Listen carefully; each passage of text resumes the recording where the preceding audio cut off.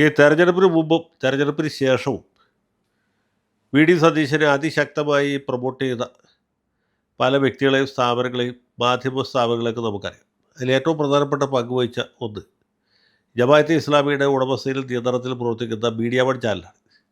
Media one ചാനലിൽ അടുപ്പൂട്ടി ചർച്ച നടന്ന ആളുകൾ, പ്രത്യേകിച്ച് സി ദാവൂദ്, സതീശനെ ഇങ്ങനെ നിരന്തരം പ്രശംസിക്കുമായിരുന്നു. നിയമസഭാ തെരഞ്ഞെടുപ്പിൽ ഭൂരിപക്ഷം കിട്ടി കേസ് വേണുഗോപാൽ മുഖ്യമന്ത്രിയാകാൻ പോകുന്നത് കേട്ടപ്പോൾ ഏറ്റവും അധികം ഖിന്നരായതും രോഷാകുലരായതും ജമാഅത്തെ ഇസ്ലാമിക്കാരായിരുന്നു. ജമാഅത്തെ ഇസ്ലാമിയുടെ ഒരു സമുന്നത നേതാവ് ജനങ്ങളോട് തെരുവിലിറങ്ങി പോരാടാനായിട്ട് ആഹ്വാനിച്ചു. അതായത് ഈ ഫലസ്തീനിലും മറ്റും നടക്കുന്ന പരിപാടിയുണ്ടല്ലോ, അതുപോലെ ഒന്ന് നടത്താനാണ് ആഹ്വാനിച്ചത്. ഈ ചാനലും അതുപോലുള്ള പ്രവർത്തനങ്ങൾക്ക് മുൻകൈ എടുത്ത് പ്രവർത്തിച്ചു. വേണുഗോപാലിന് ഒരു കാരണവശാലും അംഗീകരിക്കില്ലെന്ന്, കേരളത്തിൽ മുഖ്യമന്ത്രിയാകാൻ സർവ്വതാ യോഗ്യനായിട്ടുള്ള ആൾ സതീശനാണെന്നൊക്കെ അവർ പറഞ്ഞു. സതീശൻ മുഖ്യമന്ത്രിയായിട്ട് വന്നപ്പോൾ അവർ വലിയ പുളകം അനുഭവിച്ചു. പക്ഷേ ഇപ്പോൾ അവർക്കൊരു ചെറിയ വീണ്ടും വിചാരം പോലെ തോന്നി തുടങ്ങിയിരിക്കും, ഈ മന്ത്രിസഭയുടെ പോക്ക് അത്ര ശരിയല്ല എന്നാണ്. അതിലെ അടുപ്പ് കൂട്ടുകാരും അടുപ്പ് കൂട്ടാതെ ചർച്ച ചെയ്ത് ഓരോ ആളുകൾ പറയുന്നത്. അതിനൊരു ഉദാഹരണം എന്ന് പറയുന്നത്, സത്യപ്രതിജ്ഞാ വേളയിൽ വന്ദേമാതരം ആലപിച്ച വന്ദേമാതരം ആലപിച്ചപ്പോൾ സതീശൻ എഴുന്നേറ്റതുകൊണ്ടാണ് കുഞ്ഞാലിക്കുട്ടി എഴുന്നേൽക്കേണ്ടി വന്നത്. സതീശന് കുഞ്ഞാലി എഴുന്നേറ്റതുകൊണ്ടാണ് പാണക്കാട് തങ്ങൾ എഴുന്നേൽക്കേണ്ടി വന്നത്. അത് മുൻകൂട്ടി അറിയിച്ചിരുന്നില്ല എന്നാണ് സതീശൻ പറയുന്നത്. പക്ഷേ അതിന് വലിയ യുക്തിയുണ്ടോ? കാരണം ഗവർണർ പങ്കെടുക്കുന്ന പരിപാടിയുടെ കൃത്യമായിട്ടുള്ള പ്രോട്ടോക്കോൾ, എത്ര മണിക്ക് തുടങ്ങും, എത്ര മണിക്ക് തീരും, ആദ്യം വന്ദേമാതരമാണോ ദേശീയഗാനമാണോ എന്നൊക്കെ കൃത്യമായിട്ട് അറിയിച്ചിട്ടാണ് തുടങ്ങുക. അതുമാത്രമല്ല, ഈ വന്ദേമാതരത്തിൻ്റെ ആദ്യത്തെ സ്റ്റാൻസ് പോട്ടെ എന്ന് വയ്ക്കാം, 2, 3, 4 കണ്ണികളൊക്കെ പാടുന്ന സമയത്ത് സതീശൻ അവിടെ ഇരിക്കാമായിരുന്നില്ലേ? പുള്ളി അതുകൊണ്ട് ഇരുന്നില്ല. പുള്ളി ഇരുന്നെങ്കിൽ ബാക്കിയുള്ളവർ ഇരുന്നേനെ, ഗവർണർ മാത്രമേ നിൽക്കുമായിരുന്നു. അപ്പോൾ ഇങ്ങനെയൊക്കെയുള്ള പ്രശ്നങ്ങൾ അവിടെ ഉണ്ട്. ഒന്ന് വന്ദേമാതരം. രണ്ടാമത്തേത്, ഈ ലീഗ് മന്ത്രിമാരടക്കം അള്ളാഹുവിൻ്റെ പേരിൽ സത്യപ്രതിജ്ഞ ചെയ്ത് ദൈവത്തിൻ്റെ പേരിൽ ചെയ്ത് കാലാകാലങ്ങളായിട്ട് തുർക്കിത്തൊപ്പി വച്ച് സത്യപ്രതിജ്ഞ ചെയ്തവർ ഇത്തവണ തുർക്കിത്തൊപ്പി വയ്ക്കാതെ സത്യപ്രതിജ്ഞ ചെയ്തു. ഇതൊക്കെ ജമാഅത്തെ ഇസ്ലാമിക്കാരെ വല്ലാതെ അസ്വസ്ഥരാക്കിയിട്ടുണ്ട്. ഇതെല്ലാം പോട്ടെ, ഗവർണറുടെ താല്പര്യപ്രകാരമാണ്, ഇത് ചെയ്തില്ലെങ്കിൽ ഗവർണർ സത്യമായി ചൊല്ലിക്കൊടുക്കുമായിരുന്നില്ല എന്നതുകൊണ്ട് ചെയ്തതാണ് എന്ന് വിചാരിക്കാം. പക്ഷേ ഈ വി ഡി സതീശൻ ഈ സ്വന്തം പേര് സത്യപ്രതിജ്ഞ ചെയ്തപ്പോൾ വി ഡി സതീശനായ ഞാൻ എന്ന് സത്യം ചെയ്തതിന് പകരം വടശ്ശേരിൽ ദാമോദര മേനോൻ സതീശൻ എന്ന് മുഴുവൻ പേര് പറഞ്ഞ എന്തിനാണ്? അത് വളരെ വാലിഡായിട്ടുള്ള ക്വസ്റ്റ്യനാണ്. ഇദ്ദേഹം ഇത്ര നാൾ വി ഡി സതീശൻ മാത്രമായിരുന്നു. ഇപ്പോഴാണ് വടശ്ശേരി ദാമോദര മേനോൻ സതീശനായി മാറിയത്. സതീശൻ പറയുന്നപ്പോഴുള്ള പാസ്പോർട്ടിലെ പേര് അങ്ങനെയാണ്, അതുകൊണ്ടാണ് പറഞ്ഞത്. ഈ വാർത്ത വന്ന സമയത്തോട്ട് ഞാൻ ശ്രദ്ധിച്ചിരുന്നൊരു കാര്യമുണ്ട്, സതീശൻ്റെ പേര് മാധ്യമങ്ങൾ വടശ്ശേരി ദാമോദരൻ സതീശൻ എന്നാണ് പറഞ്ഞത്. അപ്പോൾ വെറും ദാമോദരൻ എന്ന് പറഞ്ഞാൽ അതിന് വേറെ ചില ദുരർത്ഥങ്ങൾ ഉണ്ടാകാൻ സാധ്യതയുണ്ട്. അതുകൊണ്ടായിരിക്കും പുള്ളി ദാമോദര മേനോൻ എന്ന് തിരുത്തിയത് എന്ന് വിചാരിക്കാൻ ന്യായമുണ്ട്. ഏതായാലും അദ്ദേഹത്തിൻ്റെ അച്ഛൻ്റെ പേര് ദാമോദര മേനോനാണ്. ഇനി അച്ഛൻ്റെ പേര് അങ്ങനെയാണെങ്കിൽ പോലും അതിവിടെ പറയേണ്ട വല്ല ആവശ്യമുണ്ടോ എന്നാണ് അടുപ്പൂട്ടി ചർച്ചക്കാർ ചോദിക്കുന്നത്. അത് ചോദിക്കുന്നതാരെന്നറിയോ? ഈ മേനോൻ എന്ന പേര് പറഞ്ഞതിൽ വലിയ വിഷമമുള്ള ഒരാൾ നിഷാദ് റാവുത്തർ എന്ന് പറയാനായിട്ട് പുള്ളിക്ക് യാതൊരു ഉളുപ്പുമില്ല, യാതൊരു ചമ്പലുമില്ല. റാവുത്തരാണെന്നല്ല അത് അഭിമാനിക്കും. നേരെ മറിച്ച് സതീശൻ്റെ അച്ഛൻ ദാമോദര മേനോൻ ആയിരുന്നു എന്ന് പറയാൻ പാടില്ല എന്നാണ് റാവുത്തർ പറയുന്നത്. പറയുന്ന റാവുത്തരായിട്ട് നമുക്ക് അംഗീകരിച്ചു കൊടുക്കാൻ പാടുള്ളൂ. അതും പോട്ടെ നോക്കാം. അദ്ദേഹത്തിൻ്റെ രജിസ്റ്ററിലെ പേര് നിഷാദ് റാവുത്തർ എന്നാണ്. പുള്ളിക്ക് അത് ഗസറ്റിൽ കൊടുത്ത് റാവുത്തരെ ഡിലീറ്റ് ചെയ്യാനുള്ള സമയം കിട്ടിയില്ലാത്തതുകൊണ്ടാണ്. സമയം കിട്ടുമ്പോൾ പുള്ളി അത് ചെയ്യും. ഞാൻ പറയാൻ പോകുന്നത് പ്രമോദ് രാമൻ്റെ കാര്യമാണ്. ഇദ്ദേഹത്തിൻ്റെ പേര് യഥാർത്ഥത്തിൽ പ്രമോദ് എന്നാണ്, വിജയരാഘവൻ എന്നൊക്കെ പറഞ്ഞ പോലെ. അദ്ദേഹം ഏഷ്യാനെറ്റ് ചാനലിൽ ഏറ്റവും ആദ്യം വാർത്ത വായിക്കുന്ന ആളാണ് പ്രമോദ് രാം. അദ്ദേഹം സുബോങ് ബേ എന്ന സ്ഥലത്താണ് വാർത്താ വായന തുടങ്ങിയത്. അത് ഫിലിപ്പീൻസിലാണ്. പിന്നെ സിംഗപ്പൂർക്ക് മാറി, പിന്നെ മദ്രാസിലേക്ക് മാറി, പിന്നെ തിരുവനന്തപുരത്തേക്ക് മാറി. പുള്ളിയറക്കോടത്തുനിന്ന് പിന്നീട് വാർത്ത വായിച്ചു. പിന്നെ അത് ഇന്ത്യ മിഷൻ ചാനലിൽ ചേർന്നു. അപ്പോൾ കളഞ്ഞു. പുള്ളി വെറും പ്രമോദായി.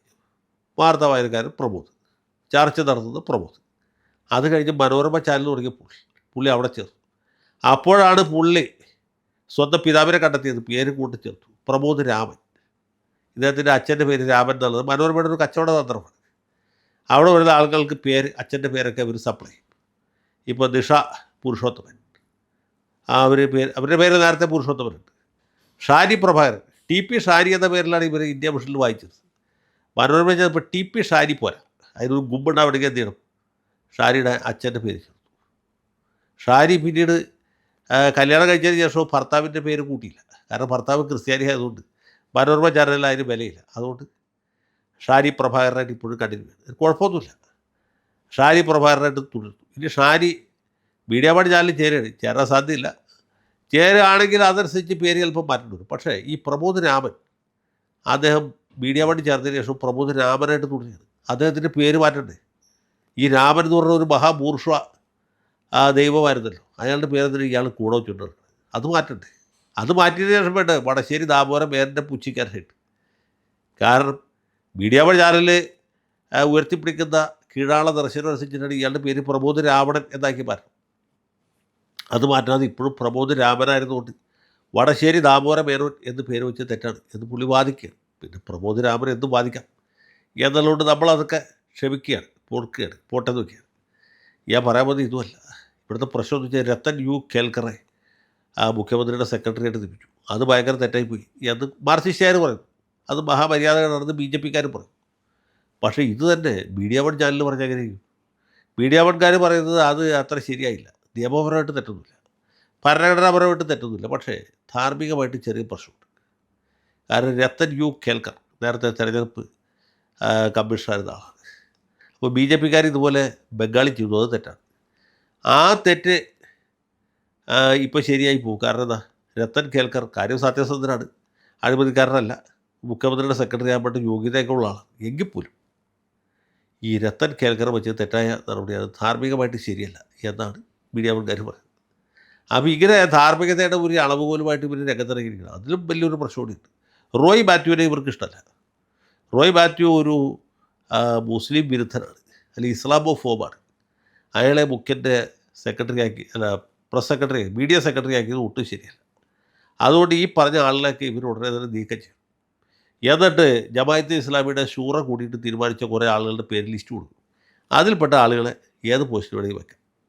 ഇപ്പോൾ കേരളത്തിൽ മരാമത്ത് വകുപ്പിൽ ചീഫ് എഞ്ചിനീയറായിട്ട് വെക്കണമെങ്കിൽ, അല്ല സാഹിത്യ അക്കാദമിയുടെ ചെയർമാനായിട്ട് വെക്കണമെങ്കിൽ, ഇനി സംഗീത അക്കാദമിയുടെ പ്രസിഡൻ്റായിട്ടോ സെക്രട്ടറി ആയിട്ടോ പ്രധാനമന്ത്രിയായിട്ടോ നിയമിക്കണമെങ്കിൽ ആദ്യം തന്നെ ഒരു ലിസ്റ്റ് കോഴിക്കോട്ട് കൊണ്ടുപോയി കൊടുക്കണം. അവർ ഹിറ സെൻറ്ററിൽ സംഘം ചേർത്ത് തലപോഞ്ഞ് ആലോചിക്കും, ഇവൻ ആൾ മതേതരനാണോ അതോ സംഘപരിവാറുകാരനാണോ കാസക്കാരനാണോ കൊള്ളരുതാത്തവനാണോ എന്നൊക്കെ തീരുമാനിച്ച് അവരുടെ കൊടുക്കുന്ന ലിസ്റ്റിൻ്റെ അടിസ്ഥാനത്തിൽ വേണം ആളുകളെ നിയമിക്കാൻ. മുഖ്യമന്ത്രിയുടെ പേരോ അച്ഛൻ്റെ പേരോ ഞങ്ങൾക്ക് ഇവർ പറയുന്ന രീതിയിൽ വേണമെങ്കിൽ തിരുത്തണം. അവർ പറയുന്ന രീതിയിൽ മാറ്റം വരുത്തിയില്ലെങ്കിൽ മുഖ്യമന്ത്രിക്ക് ഞങ്ങൾ കൊടുത്തിട്ടുള്ള പിന്തുണ പൂർവ്വകാല പ്രാബല്യത്തോടെ പിൻവലിക്കും. പിന്നെ സതീശനെ സംഘിച്ചാപ്പി അടിക്കും. ഇപ്പോൾ സതീശൻ ഗുരുവായൂർ ക്ഷേത്രത്തിൽ ദർശനം നടത്തിയില്ല, അത് തെറ്റാണ്. ഗുരുവായൂർ ഒരു സവർണ്ണ ക്ഷേത്രമാണ്. ഈ സതീശന് പോയ തിരുവനന്തപുരമെങ്കിൽ പറശ്ശിനിക്കടവും മുത്തപ്പൻ്റെ അടുത്ത് പോകും, അല്ലെങ്കിൽ ഏതെങ്കിലും ഭദ്രകാളി കാവിൽ പോകാം. കൊടുങ്ങല്ലൂർ ക്ഷേത്രത്തിൽ പോയാൽ കുഴപ്പമില്ല. പക്ഷേ ഈ സവർണ്ണ ക്ഷേത്രമായ ഗുരുവായൂരിൽ പോയത് ശരിയല്ല എന്ന രീതിയിലേക്ക് ഇവർ കാര്യങ്ങൾ തീരുമാനിക്കുന്നു. അപ്പോൾ ചുരുക്കി പറഞ്ഞ സംഗതി എത്ര ഉള്ളൂ, ഇനി മേലിൽ മൗദൂദികളുടെയും അവരുടെ ചാനലിൻ്റെയും അനുവാദമില്ലാതെ അംഗീകാരം കൂടാതെ ഒരു നിയമനവും നടത്താൻ പാടില്ല, ഒരു കാര്യവും ചെയ്യാൻ പാടില്ല. നിങ്ങൾ എന്ത് ചെയ്യണം എന്നുള്ളത് ഞങ്ങൾ തീരുമാനിക്കും. അപ്പോൾ ഇത് കേട്ട് അനുസരിച്ച് മുന്നോട്ട് പോകണമെങ്കിൽ സതീശന് കൊള്ളാം, അല്ലെങ്കിൽ ആർക്ക് പോയി, അല്ലെങ്കിൽ ഇവർ സതീശന് കൊടുത്ത പിന്തുണ പിൻവലിച്ച് രമേശ് ചെന്നിത്തലയോ KC വേണുഗോപാലിനെയോ അതുമല്ലെങ്കിൽ PC വിശ്വനാഥനെയോ ഇവരാരുമല്ലെങ്കിൽ അവരുടെ സ്വന്തമായ ഇപ്പം തൽക്കാലം ഒന്ന് പിന്തുണ പിൻവലിച്ച് നിൽക്കുകയാണ് ഷാഫി പറമ്പിലിനെയോ ആ സ്ഥാനത്തേക്ക് കൊണ്ടുവരും. അപ്പോൾ സൂക്ഷിച്ചാൽ ദുഃഖിക്കണ്ട എന്ന് മാത്രമേ സതീശനോട് പറയാനുള്ളൂ.